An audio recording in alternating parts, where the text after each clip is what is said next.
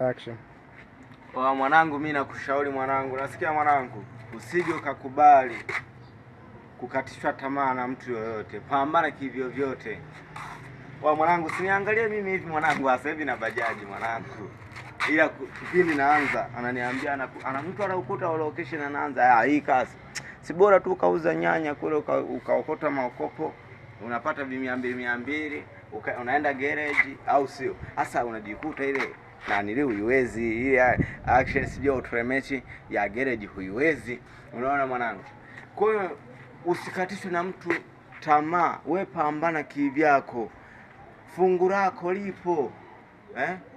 Usisikilize maneno ya watu kiwa unafanya kazi mwanangu. Mwanangu, sikiliza sana hii kodi.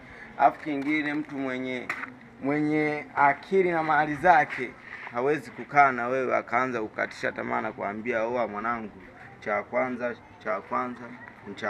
cha pili ni cha pili, cha tatu ni cha tatu.